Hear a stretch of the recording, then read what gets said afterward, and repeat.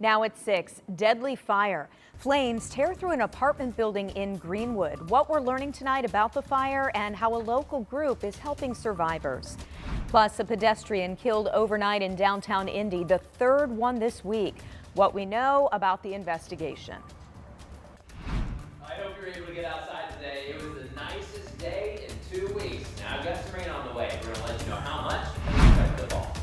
And the college football playoffs are now set. 2 Indiana teams set to face off against each other.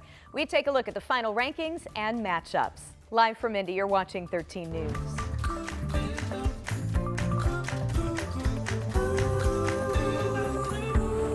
We begin tonight with a deadly apartment fire in Greenwood that started with the report of an explosion. One of the people who lived at the apartments died in the fire. Our Anna Chalker shares what we know so far.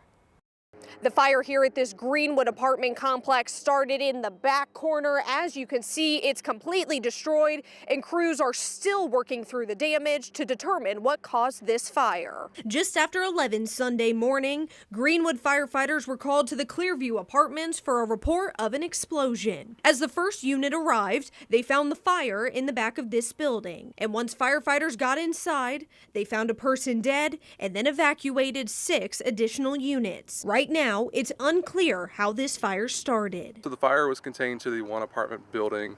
Occupants of the surrounding buildings were evacuated as a precaution. We are working closely with the apartment complex to make sure that the subjects that were put out of their apartment have a place to stay. The department says several surrounding agencies stepped up Sunday to help everyone inside this complex. It's something that questions aren't asked, they get up and go, and we all come together, like I said, as a village to help the people that are going through a tragedy in this early morning.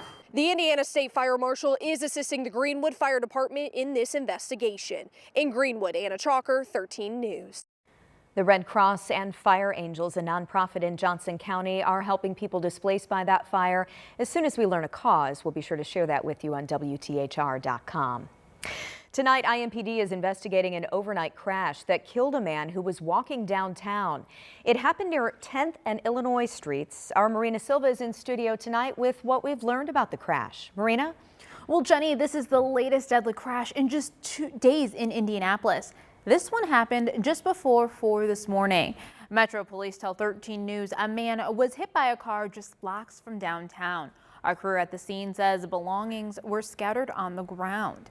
Police reports say the driver's car had front end damage. IMPD tells us the driver stayed on scene.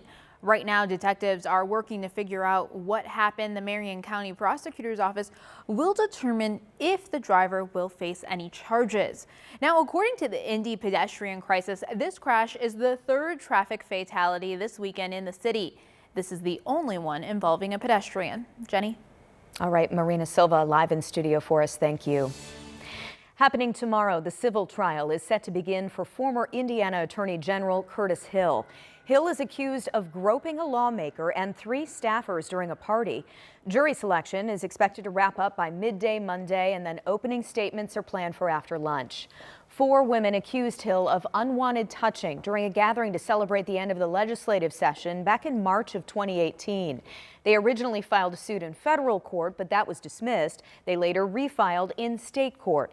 In 2020, the Indiana Supreme Court ordered Hill to pay $19,000, and he was suspended from practicing law for 30 days in a disciplinary case. Let's take a live look downtown tonight. Gosh, mild weather, really a perfect night to stroll the circle, check out the beautiful circle of lights.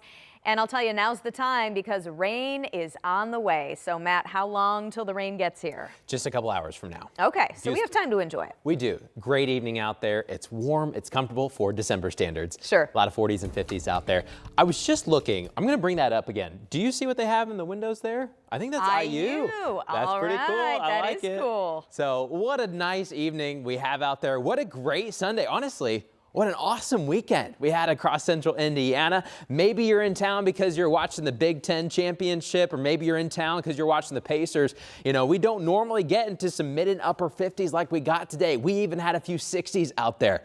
soak them in because some cooler weather is on the way. We got a series of little storm systems on the way to kind of knock at our temperature just a little bit. I'm going to do a quick tour from north to south. We've got a lot of 40s and 50s on the map, still sitting at 51 in Tipton and in Lebanon. Good afternoon in Muncie, still 53. 53 also recording in Indy, 54 in Martinsville. We've cooled off in Richmond down to 49, but we were in the 50s earlier.